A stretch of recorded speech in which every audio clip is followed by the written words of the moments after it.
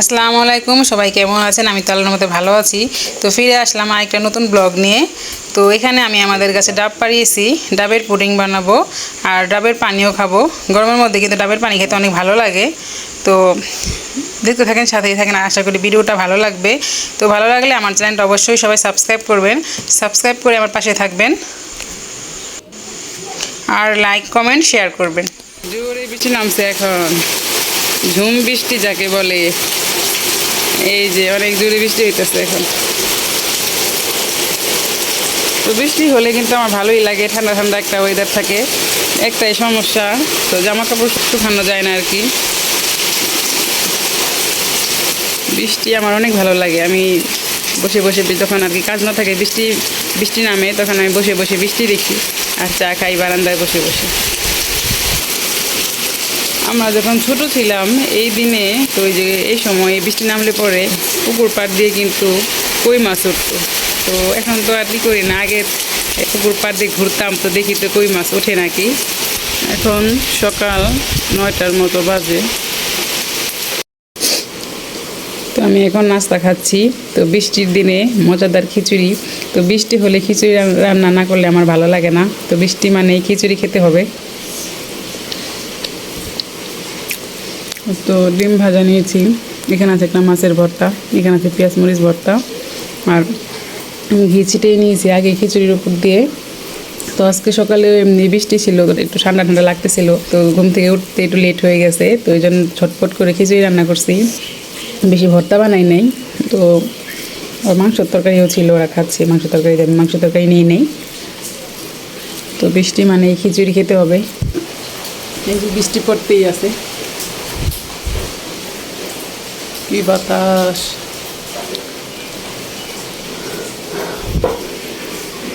এই মাছ ভর্তাটা কিন্তু অনেক মজা হয়েছে।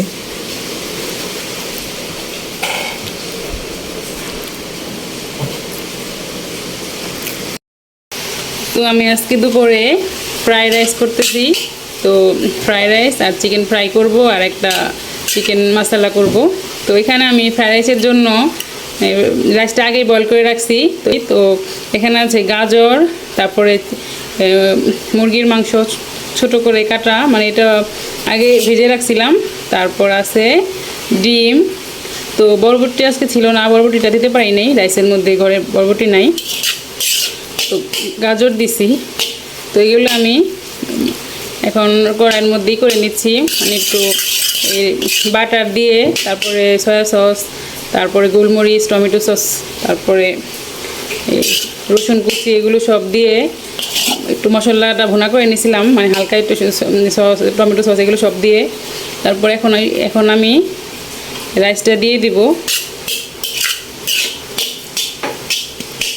তো আসলে আজকে তো অনেক বৃষ্টি হইতেছে সারাদিনই, তো বাইরে অন্ধকার, এই জন্য ক্যামেরাতে একটু অন্ধকার অন্ধকার আসতেছে। তো ক্যামেরাতে হয়তো একটু ভালো আসছে না, বাইরে সারাদিন বৃষ্টি হচ্ছে, অনেক অন্ধকার হয়ে আছে বাইরে। তো এই জন্য আমি ভিডিও ভালো মতো করতে পারতেছি না।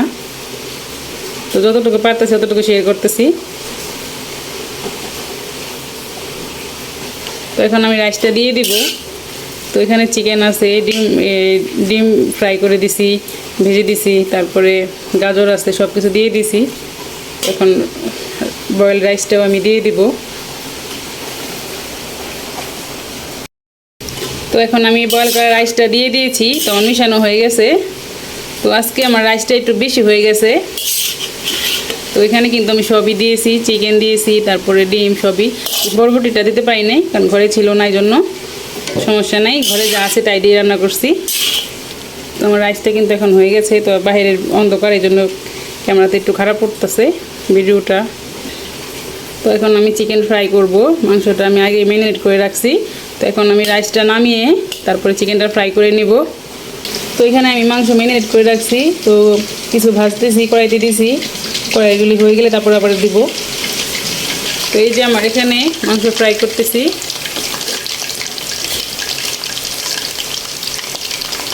এখানে আমার চিকেন ফ্রাইগুলো সব হয়ে গেছে। তো আমি এখন কড়াইতে কারির জন্য মাংস ফ্রাই করতেছি।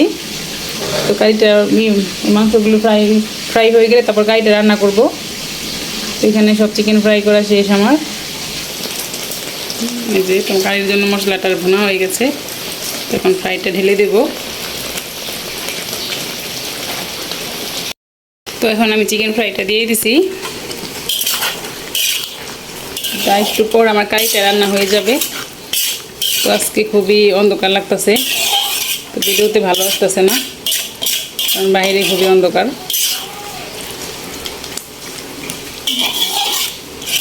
কালারটা একটু অন্যরকম দেখাচ্ছে, কালারটা কিন্তু অনেক সুন্দর হয়েছে কারির, দেখেন। তো সবজি করি নাই, পেঁপে নাই, ঘরে পেঁপে ছিল না, তো পেঁপে ছাড়া কিন্তু সবজি ভালো লাগে না, চাইনিজ সবজি যেটা আর কি।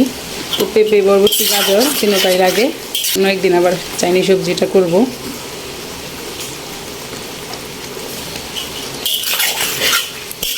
তো এখানে আমার কারিটা একদম একদম রেডি হয়ে গেছে, অনেক সুন্দর একটা ফ্লেভার আসতেছে। তো এই তো রান্না শেষ। তো এখানে আছে ফ্রাইড রাইস। তো এই খাবারগুলো কিন্তু রেস্টুরেন্টে থেকে আমরা আমাদের অনেক চড়া দাম দিয়ে কিনে খেতে হয়। তো বাসায় বানিয়ে খাওয়াটাই ভালো। তো বাসায় বানিয়ে খেলে দেখা যায় যে সব থেকে বড় কথা স্বাস্থ্যসম্মত, তো পরিষ্কার পরিচ্ছন্ন করে খাওয়া যায়। তো রেস্টুরেন্টে তো মোটেও স্বাস্থ্যসম্মত না। আর এখানে আছে চিকেন ফ্রাই। তো ফ্রাইগুলো একটু ঠান্ডা হয়ে গেছে, অনেকক্ষণ আগে ভেজে রাখছি। তো ছেলে মেয়ে খুবই খুশি হয়, ওরা এই ফ্রাইড রাইস, চিকেন ফ্রাই কারি করলে পরে তো ছেলে মেয়ে খুশি। তো প্রত্যেকটা মাই কিন্তু ছেলে মেয়ের খুশিতেই খুশি হয়। তো ওরা এই খাবারগুলো পছন্দ করে, এই জন্য আমি রান্না করছি। তো আর এখানে আছে কারি। তো এই যে আমার কারি। তো সানবীর এখন খাচ্ছে। সানবীর তো সোফায় বসে খাচ্ছে, সানবীর আব্বু টেবিলে, সানবীর আব্বু সানহা ওরা টেবিলে বসে খাচ্ছে। সানবীর এখানে এই রুমে বসে খাচ্ছে। তো সানবীর 2 পিস চিকেন ফ্রাই নিয়েছে আর 2 পিস কারি নিয়েছে। তো কারেন্ট নাই কিন্তু আজকে, তো কালকে রাত্রে থেকে কারেন্ট নাই বৃষ্টির কারণে, সাথে তো অনেক বাতাস, এই জন্য কারেন্ট নাই। হয়তো কোথাও কোনো সমস্যা হয়েছে। খাওয়াবো। আমার চাইনিজ অনেক পছন্দ, সানবীর বলো, খাও। আমি ফ্রিজ খুলি নাই, ফ্রিজে কিন্তু শসা লেবু সবই আছে। তো কারেন্ট নাই এই কারণে ফ্রিজ খুলি নাই, নর্মাল কিন্তু এমনিও খুলছি, খুলে কাঁচামরিচ বের করছি, গাজর বের করছি, আসলে সব কিছু তো ফ্রিজেই থাকে। তো মাটিতে মনে হয় যে বৃষ্টি পড়তেই আছে না এরকম। তো এই দেখেন বৃষ্টি কিন্তু অনেক জোরেই পড়তেছে। বলো,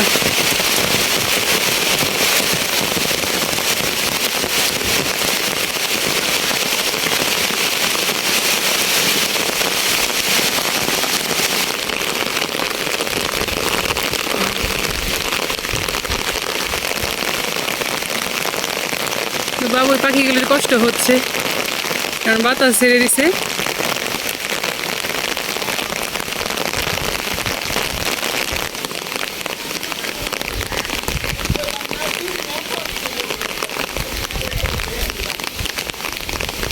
ওই কাকি সবসময় বৃষ্টিতে ভিজে আম টোকায়, কাকির অনেক আমের নেশা, তো সবসময় বৃষ্টিতে ভিজে ভিজে আম টোকায়।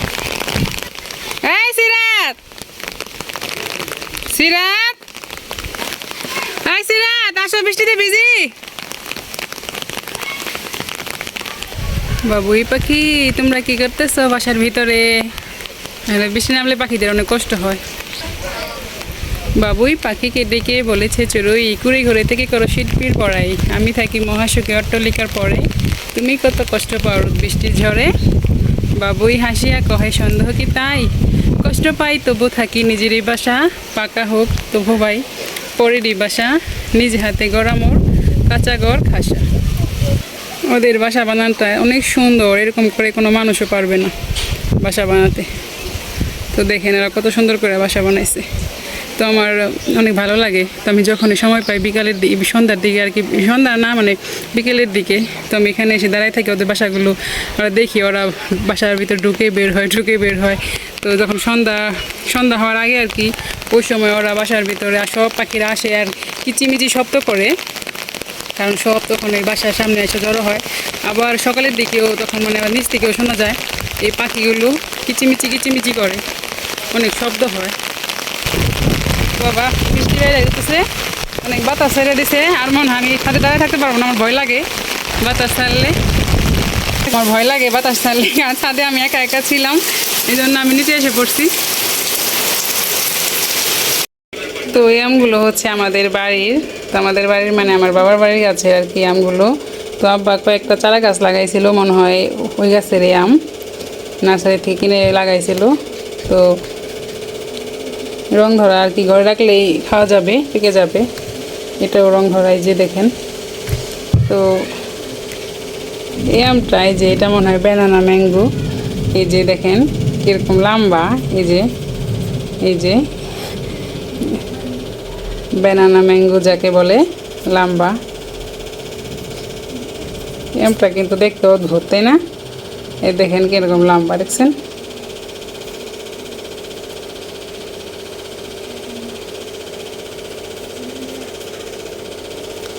তো আমি গতবার এই গাছে আম আসছিল নাকি জানি না, মনে হয় এবারই আসছে। গতবার তো এই আম খাইনি, এবারই মনে হয় প্রথম আসছে এই আমগুলো লম্বা। আমাদের গাছের আম প্রায় শেষ। তো যাকে যাকে দেওয়ার দুই ননাসকে দিছি, তারপর আমার বাবা বাড়িতেও দিয়েছি। আমাদের গাছের আম এখন শেষ হয়ে গেছে।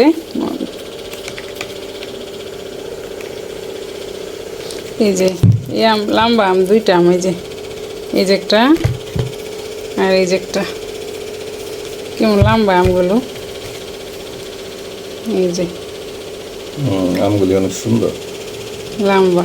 বেদানা ম্যাঙ্গো আমি একটা লাগাম এই আম গাছ। এটা কি ওই যে ছাদে? নার্সারি থেকে কিনাই নেব না, জানি না, আমি তো ছাদে নাকি নিচে কোন জায়গায় বলছেন জানি না। কারণ আমরা যদি আম শেষ হয়ে যায় না, তখন তো গাছ দেখে তো আর বোঝা যায় না যে কোন গাছে কোন আম। আম যখন ধরে তখন গেলে তখন তো আমি আবার আমাদের বাসায় থাকি, কারণ আমাদের বাসায় তো আম গাছ আছে, বাসায় থাকি। তো আমের সময় আর যাওয়া হয় না। তো আমাদের বাসায় কিন্তু একটা এই যে এই যে একটা আমগুলো দেখতে সুন্দর, ভালোই, খারাপ না। এই যে আম, তারপর এই যে একটা আম দেখেন কীরকম বাঁকানো, আবার এই যে পিস ফলগুলি অনেক মিষ্টি, অনেক বড় বড়। সবগুলা মিষ্টি হবে।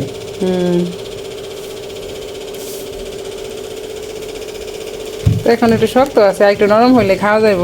তো দেখি একটু নরম হইলে তখন মিষ্টি না কিছু বোঝা যাইব।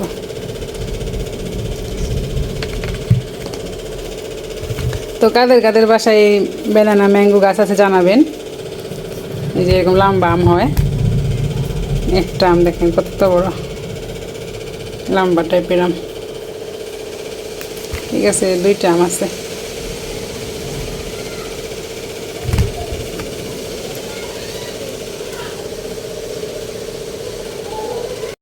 আজকে ডাবের পুডিং বানাবো। তো এখানে আমি ডাবের পানি ছেঁকে নিয়েছি, আর এই যে আছে এই যে শাঁস, এই শাঁসগুলো আমি পরে দিব, এখন না। তো আর লাগবে আমার এই যে আগার আগার পাউডার, এটা লাগবে। তো ঠিক আছে, আমি তাহলে এখন পুডিংটা জাল দিই, তারপর আস্তে আস্তে আপনাদের সাথে শেয়ার করব। তো ডাবের পুডিংটা কিন্তু ঠান্ডার, এই গরমের মধ্যে খেতে অনেক মজা লাগে। তো ফ্রিজে রেখে একদম কলিজা ঠান্ডা হয়ে যায় পুডিংটা খেলে। বানানোর পরে ফ্রিজে রাখলে এটা ঠান্ডা হয়, তারপরে কেটে খেলে কিন্তু অনেক মজা হয়। তো আমি এখন পানিটা জাল দিব আগার আগার পাউডার দিয়ে। এর পানিটা কিন্তু ফুটিয়ে নিচ্ছি। তো এখন আমি নামিয়ে ফেলবো, বেশি ফোটাবো না। তো আমি যে ডাবের পানিতে শাঁসগুলিও দিয়ে দিয়েছি। তো এটা আসলে চুলা বন্ধ করে হাঁড়িতে সাথে সাথে একটা বাটিতে ঢালতে হবে, দেরি করলে নয়তো হাঁড়িতে এটা বসে যাবে। তো আমি চুলা অফ করে, পানিটা জাল দেওয়ার পর চুলা অফ করে আমি কিন্তু সাথে সাথে বাটিতে ঢেলে তারপরে এই শাঁসগুলো দিয়ে দিয়েছি। এটা কিন্তু দেরি করা যাবে না, ঢালার পরে সাথে সাথে শাঁসগুলো দিতে হবে, নয়তো দেরি করলে এটা জমে যাবে। তো এখন এটা আমি রেখে দিব। তো একটু পরে এটা জেলি হয়ে যাবে, মানে পুডিং হয়ে যাবে। তো পুডিং হওয়ার পরে আবার শেয়ার করব। তো পুডিং হওয়ার পরে আমি এটা জমে যাওয়ার পরে আমি ফ্রিজে রেখে দিব, তারপরে ঠান্ডা করে খাবো। এই তো আমার পুডিংটা হয়ে গেছে। তো আমি এখন পিস পিস করে ফ্রিজে রাখবো। তো আমি ফ্রিজে রেখে পিস পিস করতে পারতাম, তো আমি ফ্রিজে রেখে পিস করে মানে পুডিংটা কেটে তারপরে ফ্রিজে রাখবো। এই যে পুডিংটা হয়ে গেছে, দেখেন একদম বসে গেছে। তো এই যে আমি একটা প্লেটে ঢেলে নিয়েছি ডাবের পুডিংটা। তো দেখেন কত সুন্দর হয়েছে, খেতে অনেক মজা লাগবে একদম। আমি শাঁসগুলো যে নারকেল ছিল আর কি, ওগুলো একদম সব দিয়ে দিয়েছি। তো ভালো লাগছে দেখতে অনেক, তো খেতেও ভালো লাগবে। তো ডাবের পুডিং কার কার পছন্দ কমেন্টে জানাবেন। তো এগুলো কিন্তু ফ্রিজে রেখে আমি কেটে ফ্রিজে রেখে দিব, ঠান্ডা করে খাবো।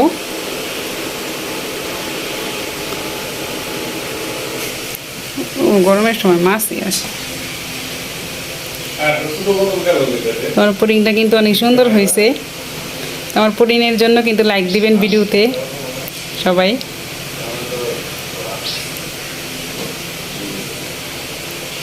এখন আমি পিস পিস করে কাটবো, তারপর ফ্রিজে রেখে দেবো। তো কেমন হয় সবাই কমেন্টে জানাবেন।